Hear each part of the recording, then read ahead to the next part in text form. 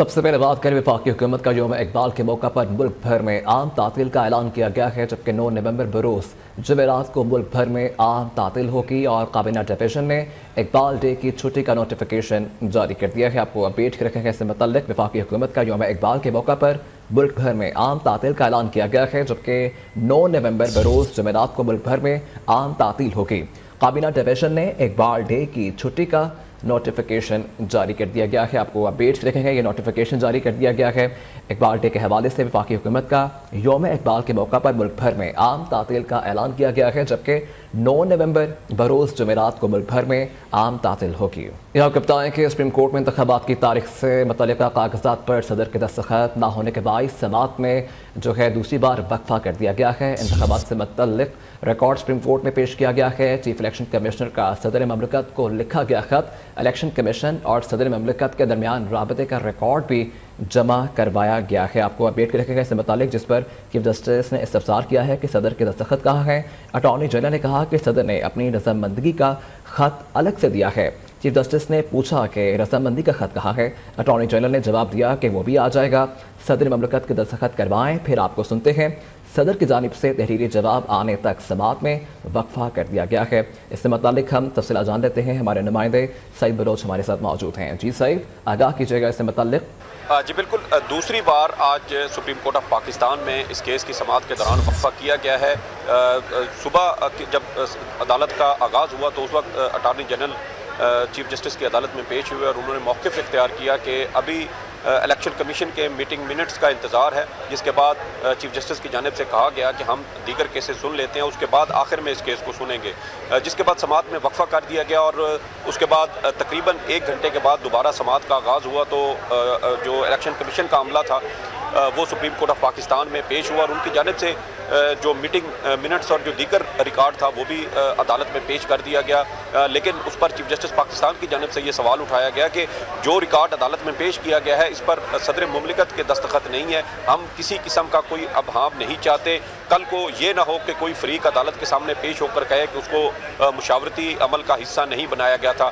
صدر کے دستخط ہونا بھی ضروری ہے، جس پر اٹارنی جنرل کی جانب سے عدالت کو یہ بتایا گیا کہ صدر کی جانب سے اپنی رضامندی ایک خط کی صورت میں ظاہر کر دی گئی ہے، جس پر صدر کے دستخط موجود ہیں، جس پر چیف جسٹس نے اٹارنی جنرل سے یہ سوال کیا کہ جو ایوان صدر ہے وہ یہاں سے کتنا دور ہے۔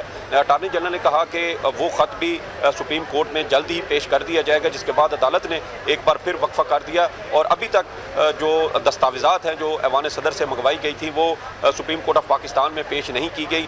عدالت بظاہر ایسا لگتا ہے کہ عدالت کسی قسم کا کوئی گرے ایریا نہیں چھوڑنا چاہتی۔ عدالت کا یہ ایک اصولی طور پر عدالت کا یہ موقف ہے کہ تمام فریقین کے دستخط ہونے چاہیے۔ گزشتہ روز بھی جب کیس کی سماعت سپریم کورٹ آف پاکستان میں ہو رہی تھی تو اس وقت بھی چیف جسٹس قاضی فائز عیسیٰ کی جانب سے کہا گیا تھا کہ ایک بار مشاورت سے جس تاریخ کا اعلان ہوگا پھر اس تاریخ میں کسی قسم کی کوئی تبدیلی نہیں کرنے دی جائے گی اور نہ ہی تاریخ میں تبدیلی کے حوالے سے کسی قسم کی کوئی درخواست سنی جائے گی۔ اسی لیے آج چیف جسٹس پاکستان سعید بلوچ ہمارے ساتھ موجود تھے اور ہمیں تازہ ترین صورتحال سے اپڈیٹ کر رہے تھے، بہت شکریہ آپ کا۔ عام انتخابات میں سب کو لیول پلائنگ فیلڈ ملنی چاہیے، الیکشن میں جو جیتا سب کو نتائج ماننا ہوں گے۔ لیگ رہنما اسحاق ڈار کا سینٹ میں اظہار خیال، ان کی جانب سے کہا گیا کہ ہم بھی چاہتے تھے کہ 90 دن میں الیکشنز ہوں، آئین کی دوسری شکلوں کو بھی مد نظر رکھنا چاہیے۔ انتخابات کے لیے الیکشن کمیشن کو 46 ارب دینے کا طے کیا ہے۔ مردم شماری ہونے پر حلقہ بندیوں کو کرنا لازمی ہوتا ہے۔ کچھ لوگوں کا خواب تھا کہ پاکستان سری لنکا بن جائے۔ اندرون اور بیرون ملک دشمن پاکستان کو غیر مستحکم کرنا چاہتے تھے۔ میری بالکل کورسپونڈنس ہوئی ہے ایز فائنانس منسٹر اس وقت اس الیکشن کمیشن آف پاکستان کے ساتھ۔ ان کی ریکوائرمنٹ کو 54 بلین کا تھا، اوریجنل اونلی جنرل الیکشن کی بات ہو رہی اور وہ ہم نے ان کو انگیج کر کے ڈسکشنز کر کے کچھ اس میں ایڈجسٹمنٹس کر کے تو 46 بلین کے اوپر ان کے ساتھ ہمارا فائنل فگر ہوا۔ My opinion the clear effort was کہ پاکستان ڈیفالٹ ہو، پاکستان سری لنکا بنے۔ یہ کچھ پاکستان کے دشمن اندر بھی اور جو فورن ملکوں میں بیٹھے وہ بھی یہ چاہتے تھے کہ یہ ہو۔ यहाँ कप्तान के साइफर केस में चेयरमैन पीटीआई ने सुप्रीम कोर्ट में दरखास्त जमानत दायर कर दी है। चेयरमैन पीटीआई की दरखास्त जमानत ट्रायल कोर्ट और हाई कोर्ट ने मुस्तरद कर दी है। आपको अपडेट रखेगा। इससे मुतल्लिक अहम खबर है, हाई कोर्ट ने मुस्तरद कर दी है और इससे मुतल्लिक हम तफसीलात जान लेते हैं। हमारे नुमाइंदे सईद बलोच हमारे साथ मौजूद हैं। जी सईद, क्या डेवलपमेंट हुई है, क्या तफसीलात हैं आपके पास?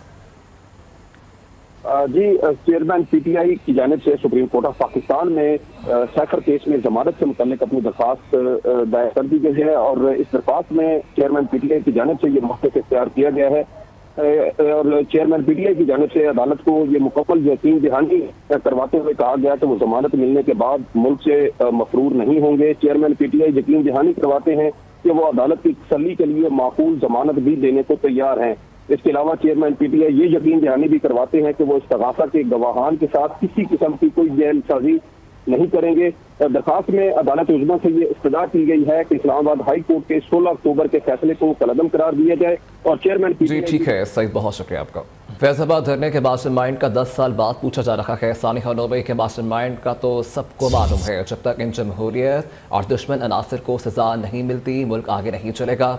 नून लीग के रहनुमा और साबिक़ वफाकी वज़ीर मियां जावेद लतीफ़ का कहना है कि नोबई जलाओ घेराव के मास्टरमाइंड को अब भी जेल में सहूलतकारी मिल रही है। इस तहक़ाम पाकिस्तान पार्टी का आज दूसरा पावर शो IPP आज हाफिज़ाबाद में सियासी पावर शो करेगी।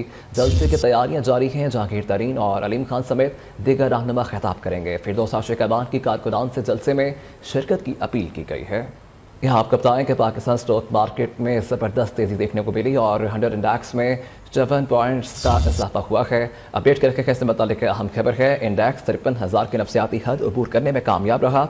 इससे कबल 2017 में पाकिस्तान स्टॉक मार्केट ने 53,000 की नफसियाती हद अबूर की थी। दूसरी तरफ इंटरबैंक में डॉलर की कदर में 57 पैसे इजाफा 284 रुपये पर ट्रेड कर रहा है। आपको बताएं कि 90 रोज में इंतखाबात का केस सुप्रीम कोर्ट ने ऑर्डर लिखवाना शुरू कर दिया है। अटॉर्नी जनरल ने सदर के दस्तखत बाला खत अदालत में पेश किया है, जबकि अटॉर्नी जनरल ने खत अदालत में पढ़कर सुनाया है। खत की असल कॉपी सुप्रीम कोर्ट में पास रखेंगे, जबकि केस में कोई जो ग्रे एरिया है या छोड़ेंगे। चीफ जस्टिस के अहम रिमार्क सामने आए हैं। आपको अपडेट करें, इससे मतलब कि अहम खबर है 90 रोज में इंतखाबात का ये केस है और सुप्रीम कोर्ट ने ऑर्डर लिखवाना शुरू कर दिया है, जबकि अटॉर्नी जनरल ने सदर के दस्तखत वाला खत अदालत में पेश कर दिया है। इससे मतलब हम तफसीला जान लेते हैं। सईद बलोच हमारे साथ मौजूद हैं। जी सईद, क्या अपडेट है?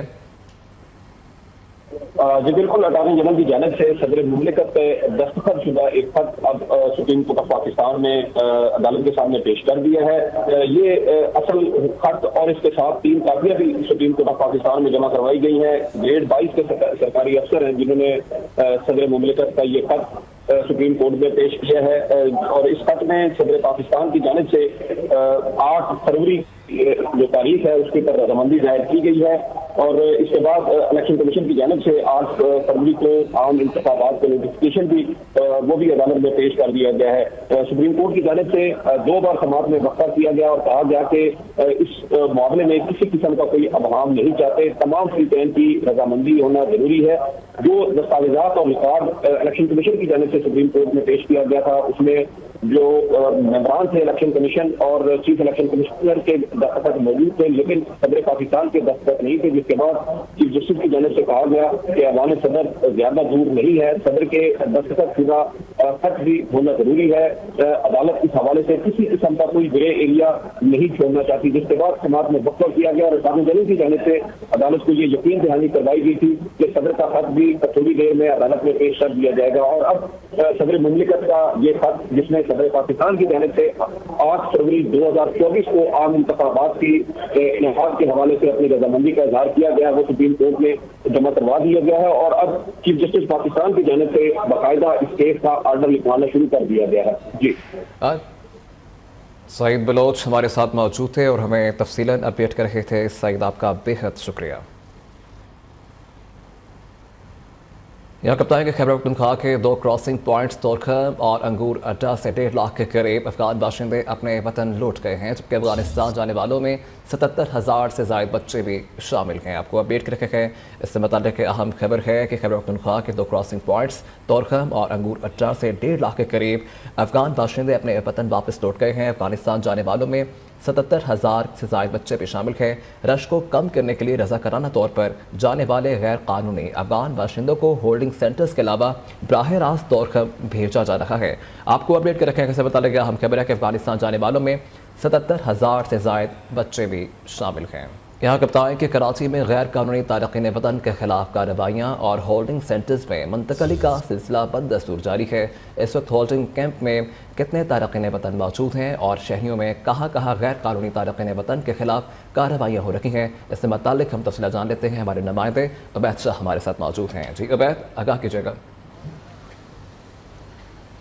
جی بالکل، اس وقت میں حاجی کیمپ میں قائم ہولڈنگ سینٹر پر موجود ہوں، جہاں پر غیر قانونی تارکین وطن کے لیے کیمپ بنایا گیا ہے۔ گزشتہ روز 112 غیر قانونی طور پر مقیم افغان باشندوں کو یہاں سے روانہ کیا گیا تھا۔ 2 روز کے دوران 600 افراد یہاں پر لائے گئے تھے، جن کے کاغذات کی تصدیق کی گئی، رجسٹریشن کارڈ کو چیک کیا گیا اور اس میں سے 262 افراد کے جو رجسٹریشن کارڈ تھے وہ درست ثابت ہونے پر ان کو گھر روانہ کیا گیا اور 112 افراد کو کل چمن کے راستے افغانستان بھیجا گیا ہے۔ اس وقت 77 افراد جو ہیں وہ ہولڈنگ کیمپ میں موجود ہیں، جن کے رجسٹریشن کارڈ کی تصدیق کا عمل مکمل کر لیا گیا ہے۔ ابھی شہر کے مختلف علاقوں جن میں ملیر، اورنگی ٹاؤن، مواج گوٹ کے علاقے شامل ہیں، سوراب گوٹ، وہاں سے مزید 77 افراد لائے گئے ہیں، جن میں خواتین اور بچوں کی بھی بڑی تعداد ہے۔ پولیو ٹیم بھی اس وقت ہولڈنگ سینٹر میں پہنچ چکی ہے اور بچوں کو پولیو کے حفاظتی کی جو ویکسینیشن ہے وہ کروائی جا رہی ہے۔ اب سے کچھ دیر بعد مزید 100 افراد کو ٹھیک ہے عبید، بہت شکریہ آپ کا۔ یہ آپ کو خبر دیں کہ ڈیرہ اسماعیل خان ٹانک اڈہ کے قریب دھماکہ ہوا ہے اور دھماکے کے بعد فائرنگ کی آوازیں سنی گئی ہیں۔ سیکیورٹی فورسز نے علاقے کو گھیرے میں لے لیا ہے۔ آپ کو اپڈیٹ کر کے کیسے بتا رہے کہ اہم خبر سامنے آ رہی ہے۔ ڈیرہ اسماعیل خان ٹانک اڈہ کے قریب یہ دھماکہ ہوا ہے اور دھماکے کے بعد فائرنگ کی آوازیں سنی گئی ہیں، جبکہ سیکیورٹی فورسز نے علاقے کو گھیرے میں لے لیا ہے۔ آپ کو بتائیں کہ دھماکہ ہوا ہے اور دھماکے کے بعد فائرنگ کی آوازیں بھی سنی گئی ہیں۔ ڈیرہ اسماعیل خان ٹانک اڈہ کے قریب یہ دھماکہ ہوا ہے اور بتایا گیا جا رہا ہے کہ دھماکے کے بعد فائرنگ کی آوازیں بھی سنی گئی ہیں، جبکہ سیکیورٹی فورسز نے علاقے کو گھیرے میں لے لیا ہے۔ کراچی کے علاقے کورنگی میں دکاندار کی فائرنگ سے ڈاکو ہلاک ہو گیا۔ موٹر سائیکل پر سوار مسلح ڈاکو ملک شاپ میں ڈکیتی کے لیے داخل ہوا۔ دکاندار نے موقع ملتے ہی اپنی لائسنس یافتہ اسلحے سے ڈاکو پر فائرنگ کر دی ہے، جبکہ فوٹیج بھی منظر عام پر آ گئی ہے۔ اس سے متعلق ہم تفصیلات جان لیتے ہیں عبید شاہ سے۔ جی عبید، بتائیے گا۔ جی بالکل، کورنگی میں دکاندار کی فائرنگ سے ڈاکو کی ہلاکت کا معاملہ ہے۔ گزشتہ روز یہ واقعہ پیش آیا تھا، جس کی CCTV فوٹیج سامنے آئی ہے۔ موٹر سائیکل پر سوار مسلح ڈاکو ملک شاپ میں ڈکیتی کے لیے داخل ہوا ہے۔ ملزم نے دکاندار سے اس کا موبائل فون، نقدی سمیت کیش کاؤنٹر سے بھی رقم لوٹی۔ دکاندار نے موقع ملتے ہی اپنے لائسنس یافتہ پسٹل سے ڈاکو پر فائرنگ شروع کر دی۔ فائرنگ سے ڈاکو زمین پر گر پڑا اور موقع پر ہی ہلاک ہو گیا۔ ہلاک ڈاکو کی شناخت شاہ رخ کے نام سے ہوئی تھی۔ ہلاک ڈاکو کے قبضے اسلحہ، موبائل فون اور موٹر سائیکل برآمد ہوئی۔ ممکنہ طور پر ملزم کا جی ٹھیک ہے، بہت شکریہ آپ کا۔ یا بتائیں گے سوشل میڈیا کے ذریعے خاتون کو نوکری کا جھانسا دے کر زیادتی کرنے والا ملزم گرفتار کر لیا گیا ہے، جبکہ SHO شادمان کی پولیس ٹیم کے ہمراہ کارروائی کی گئی ہے اور ملزم کو جدید ٹیکنالوجی کی مدد سے ٹریس کر کے ضلع گجرانوالہ سے گرفتار کیا گیا ہے۔ ملزم کا خاتون سے چند روز قبل سوشل میڈیا پر رابطہ ہوا تھا۔ اس سے متعلق ہم تفصیلات جان لیتے ہیں۔ ہمارے نمائندے شاہد رضوی ہمارے ساتھ موجود ہیں۔ جی شاہد، کیا معاملہ ہے؟ جی بالکل، یہ لاہور کا علاقہ ہے شادمان۔ یہاں پر سوشل میڈیا کے ذریعے جو خاتون کو نوکری کا جھانسا دے کر زیادتی کرنے والا ملزم گرفتار کیا گیا ہے۔ SHO شادمان پولیس جو ہے علی زید دستگیر نے اپنی ٹیم کے ہمراہ جو ہے فرق اور ملزم جو ہے اس کو جدید ٹیکنالوجی کا استعمال کرتے ہوئے گجرانوالہ سے گرفتار کیا ہے۔ ملزم شہروز خاتون جو ہے اس کو چند روز قبل سوشل میڈیا پر جو ہے اس سے رابطہ ہوا اور اس کو نوکری کا جھانسا دے کر اپنے پاس لایا۔ خاتون کا کہنا ہے کہ ملزم نے جو ہے اس کو جی ٹھیک ہے شاہد، بہت شکریہ آپ کا۔ گوشت کی پیداوار بڑھانے اور چھوٹے کسانوں کے فلاح و بہبود کے لیے پاک فوج کی ایک اور کاوش رنگ لے آئی ہے۔ Army, Punjab life stock department اور ایک نجی کمپنی کی مدد سے لاہور میں گریڈ پروجیکٹ کا افتتاح کر دیا گیا ہے۔ گریڈ پروجیکٹ کے ذریعے چھوٹے کسانوں کو رجسٹرڈ کر کے فری ویٹنری سروسز اور رہنمائی مہیا کی جائے گی۔ اس کے علاوہ چھوٹے کسانوں کو بینکوں سے بلا سود قرضوں کی فراہمی آسان بنائی جائے گی۔ آپ کو بتائیں کہ PCB مینجمنٹ کمیٹی کے رکن نے چیئرمین ذکا اشرف پر الزامات کی بوچھار لگا دی ہے۔ مینجمنٹ کمیٹی کے رکن کا کہنا ہے کہ ذکا اشرف نے عہدے کا غلط استعمال اور سنگین غلطیاں کی ہیں۔ ادھر ذکا اشرف کے مستقبل کے حوالے سے سمری وزیر اعظم کو موصول ہوئی ہے، جبکہ وزارت بین الصوبائی رابطہ نے سمری جو ہے وہ وزیر اعظم سے رائے مانگ لی ہے۔ آپ کو اپڈیٹ کر رکھے ہیں۔ اس سے متعلق اہم خبر ہے کہ سمری بیس وزیر اعظم سے رائے مانگی گئی ہے اور PCB مینجمنٹ کمیٹی کے رکن نے چیئرمین ذکا اشرف پر الزامات کی بوچھار لگا دی ہے اور چراغ بلوچ ہمارے ساتھ موجود ہیں۔ تفصیلات ان سے جان لیتے ہیں۔ جی چراغ، بتائیے گا۔ جی Pakistan cricket board management committee کے رکن ہیں ذوالفقار ملک، انہوں نے جو ہے وہ ایک ای میل لکھی ہے جو کہ انہوں نے پیٹرن ان چیف وزیر اعظم اور بین الصوبائی رابطہ کو بھی ارسال کی ہے، اور انہوں نے اس ای میل کے اندر جو ہے وہ کچھ الزامات لگائے ہیں زکا اشرف کے اوپر، جس کے اندر ان کا کہنا ہے کہ زکا اشرف نے اپنے دور کے اندر جی ٹھیک ہے چراغ، بہت شکریہ آپ کا۔ صحرا کے بلبل معروف لوگ گلوکارہ کو ابداحوں سے پچھڑے 11 برس بیت گئے ہیں، جبکہ رشمہ کی آواز کا سحر آج بھی برقرار ہے۔ اب تک کے لیے اتنا ہی، دیکھتے رہیے نیو پاکستانیوں کی آواز۔